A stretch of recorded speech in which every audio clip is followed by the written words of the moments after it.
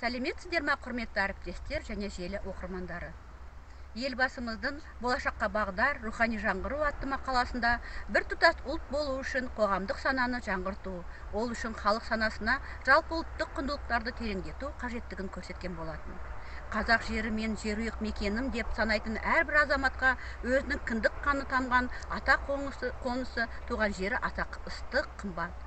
Қазақстан аумағындағы Жетісу өлкесінің өзен көл суының молдығымен көрікті жасыл желекпен көмкерленген Жетісу алатауы мен Үйсін тауының арасын алып жатқан Шыраттағы Жаркент жердің тумасы тарихшы Қали Тұрдығазұлы Ибраимжанов бүгінгі біздің саяхатымыздың гиді.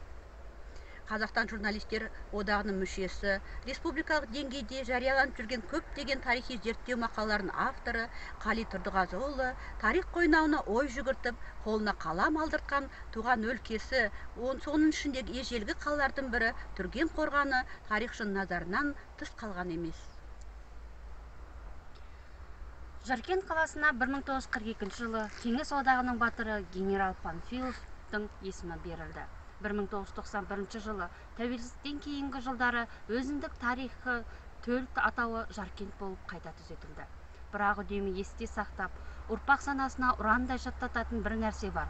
Ол қазіргі Жаркент қаласы мен бүкіл Жаркент өңірі ежелгі сақтардан бастап, ғұндардың, үйсіндердің, түріктердің және солардың тікелей ұрпағы біздің, яғни қазақтардың атамекендігі. Және орта ғасырлық қала, кенттер мен қорған бекіністер қатарына жататын тұрақтардың қиранды жұрттарды біздің өңірде де баршылық. Солардың бірі Түрген қорғаны.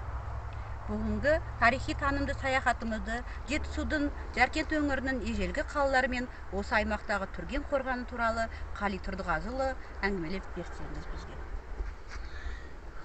Армысыздар, құрметті көрермендер.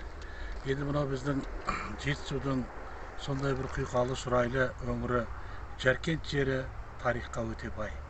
Өйткені біздің мынау Жетісу алатауының оңтүстік беткейінен бастап, мына Ленің бойына дейін, Іледен арғы жаңағы Іле алатауына дейін аралықтың бәрінде біздің ата-бабаларымыздың іздері сайрап жатыр. Және бұл тек қана іздер емес, олардың қорғандары, обалары, мына Ұлы Жібек жолы бойында шығыстан батысқа қарай ежелгі осы біздің ата-бабаларымыздың қоныс тепкен жердегі қалаларында орындары жетерлік. Қазіргі тұрған көне ежелгі кенттің орны Түрген. Яғни Түрген қамалы дейміз, Түрген қорғаны дейміз. Яғни осы Түрген кент кезінде мүмкін кентті бұл. Өздеріңіз көріп тұрған Түрген қорғанының мынау қабырғасы. Бұл аймақ мынау қарап отырсаңыз 15-20 гектар жерді алып жатыр. Бұның мына қабырғаның қалыңдығы 2,5-3 метр. Ені жарып көрсеткен кезде. Ал енді мына биіктігі бұл қорғанның шамамен алатын болсақ, қазіргі биіктігінің өзі 3-4,5 метрге шейін барады биіктігі. Яғни бұлар кезінде жаңағы табан еніменен әзіргі биіктігін көбейтетін болсақ, кезінде бұл қорғанның биіктігінің өзі 17-18 метрге шейін биік болған. Яғни үлкен бұл 15-20 гектар жерді алып жатқан жерде төрт жағынан 4 арнайы қақпасы болған. Сол қақпадан кіреді, шығады, Ұлы Жібек жолы бойындағы керуендер тоқтайды. Яғни бұл Түрген кент. Кент дегеніміз жаңағы Ұлы Жібек жолы бойында тоқтайтын бекеттер, керуендер тоқтайтын мысалы. Сондықтан жаңағы бұның тарихы, яғни біз ойлағаннан әлде қайда тереңде. Мысалға міне мынау негізгі қабырға менен мынау тұрғын үйлердің қабырғасы. Сол кездегі тұрғын үйлердің қабырғасы. Бұның енді енінің жаңағы есі 70 сантиметрді құрайды. Қарап отырсаңыздар, бұлар тек қана соқпа, топырақтан соқпа жасалған. Енді бұл жерде тағы бір ерекше назар аударып кететін дүние, мынадан осылай қарай. Мына екі орталық 10 метр. Яғни екі арба кең жүреді бір-біріне қарама-қарсы. Не болса күзет жүреді десек те болады. Енді бұл жерде тағы бір жаңағы үлкен жаңылысқа апаратын, жаңағы зерттеу кезінде біраз кішкене басқа бір бағытқа алып кететін жағдай бар.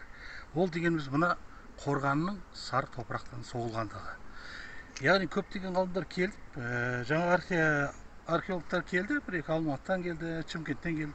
Олар мына қабырғаны көреді да, ой, мынау 18-19 ғасыр ғой деп айтады. Бұл бұрынғы емес деп.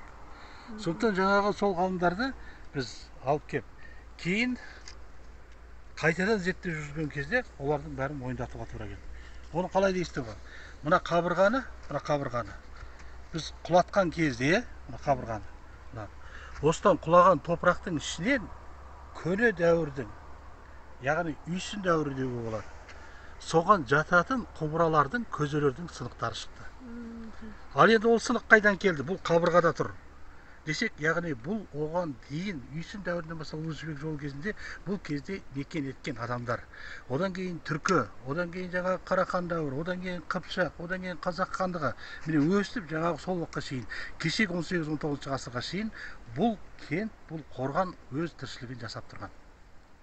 Сондықтан жаңағы көне құмыра. Ол енді ол неден? Енді мына жерде қарап тұрсаңыздар, міне қорғанның сырт жағында 6 метрлік ор қазылған. Бұл қорғаныс ретінде қазылған. Яғни бұл 6 метр ені, тереңдігі қанша болды екен, оны білмейміз енді. Бұл яғни су толтырылған. Сыртқы жаулардан қорғану үшін осындай әрекеттерге барған. Яғни сыртқы ор қазылып, қорғаныс су құйылуы, мына қабырғалардағы, сол кезде кейінгі тұрғызған мына қабырғадағы ана топырақты жерден алған кездегі бұрынғы жаңағы үйсін қабатының топырақтары мына қабырғаға түсіп, осы қабырғада сол кездегі тиындар, теңгелер, сол кездегі көзелер, құмыралардың сынықтары осы қабырғаларда бар. Оны жаңағы арнайы ғалымдар келіп, жаңағы көздері жетіп, жаңағы мойындап кетті. Зерттеулеріңіз бойынша. Енді сол зерттеу жолсыз. Енді тағы бір ерекшелік бұл.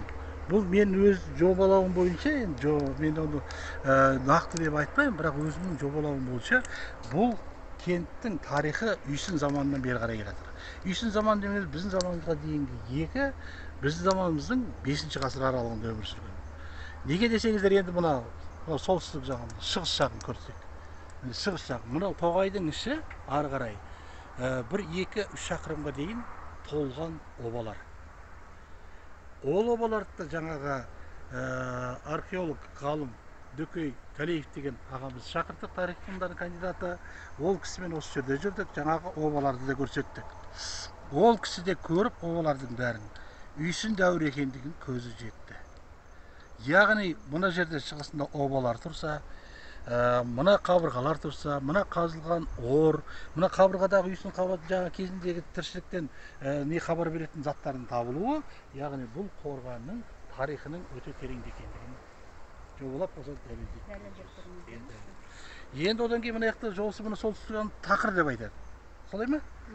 Тақыр деп айтады. Осы тақыр деген жерлерде, осы жоғар жағында, мына жақтың бәрі егістік сол жерлерде.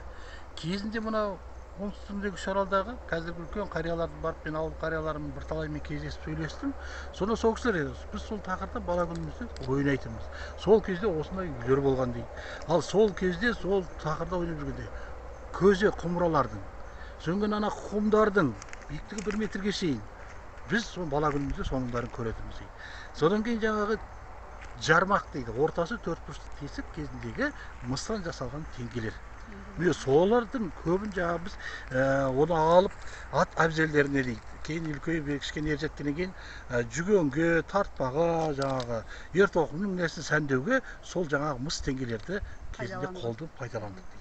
Сонда қарап отырсаңыз бұл жерде, яғни мына ұлы жібек жолы болғандықтан, бұл түрген кент болғандықтан, кенттен күні түркі түрінде елді мекен деген мағынадан келеді. Мысалы Жаркент бұдан. Одан қарай Ақкент, сөйтіп ары қарай кете береді. Міне сондықтан жаңағы біздің жеріміздегі осы жүрген кенттің әзірге осындай ерекшелігі бар екен. Біздің анықтағанымызша осындай жобаларды айтуға болады. Жақсы. Ондай болса Қали Тұрдығазыұлы бізді мынау кент түрген қорғанның несімен зерттеу жұмыстарымен бөлісіп бізге біраз әңгімелеп келген екен. Мінекей тағы да бір осындай бұрынғы тұрғын үйдің орнына келіп тұрмыз. Мынандай міне ежелгі бір осындай нелер тауып жатырмыз. Мінекей ал енді мына жерді әңгімелеп берсеңіз бізге. Ал енді мынау көне жұрт. Міне көріп отырсыздар, түрген қорғандағы бұл үйдің мынау қабырғасы, мынау бұрышы. енді қарап отырсаңдар бұл жерде қоржын тамдардың жаңағы көлемі өлшемі 10-да 7, 8-де 7, 7-де 7, 7-де 5. Міне осындай қатар соқпа тамдардан тұрады. Мынау енді сондай бір үйдің мынау ошағы міне. Мынау күйенің өзі, оттың өзі. Міне көріп тұрсыздар. Мынау сол кездегі пайдаланған кірпіштер. Мына жерде де кірпіштер бар екен міне. О, сынып кетті мынау.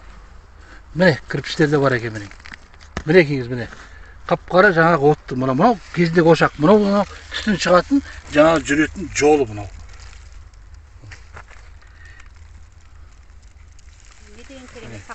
Ал енді ол тек қана жаңағы кірпіштер. Мына кірпіштерді жаңағы көне заман қалатын болсақ, мынауымыз ол кезде цемент бар болды ма, жоқ болды ма білмейміз.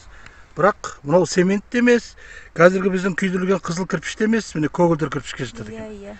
Яғни бұның құрамы да бөлек деген сөз, және жасалу технологиясы бізге ұқсамайды. Және бұның көлемі, размері де біздің кірпіштерге мүлдем кең. Көрініп тұр. Көріп тұрсыздар, иә? Міне осындай ерекшеліктер. Ал енді мынау осы жерден табылған міне қыш құмыра. Мынау қыш құмыралары. Мынау қыш құмыраның ернеуі міне, мынау аузы. Мынау сол кездегі қолданылған сыр. Краска дейміз ғой, мұны сыр. Міне енді бұл топырақтың астында қаншама ғасыр болды жатқалы. Әлі со қалпы өз несін жоғалтпаған. Қорыта айтқанда, егемен мемлекетіміздің, туған халқымыздың, бабадан мирас болып қалған атамекеніміздің тарихы мен мәдени бастаулардың өткеніне ден қойып, зерделеп зерттеу әр ұлтжанды азаматтың қасиетті парызы. Біздер, қазақтар, ұлан байтақ жерімізбен бірге аса бай мәдениетіміз бен рухани құндылықтарымыз, тамыры терең тарихы бар ұлтпыз. Демек, осындай құнды мәдени мұраларымызды зерттеу, зерделеу, насихаттау және одан әрі дамыту мәселесі келер ұрпақ пен ұлттың болашағы үшін ауадай қажет екенін тұнық оймен түсінгеніміз орынды болар. Туған жерінің өз өлкесінің тарихын зерттеп жүрген азаматтарымыздың бірі Қали Тұрдығазыұлы, көптен рахметімізді айта отырып сізге жұмысыңызға табыс тілейміз. Осындай ұлтымыздың, еліміздің құндылықтарын бүгінгі күні жас ұрпаққа жеткізіп, насихаттап жүргеніңіздің өзі тарихымызға деген үлкен үлес қосқаныңыз деп білеміз. Келесі кездескенше қош сау болыңыздар.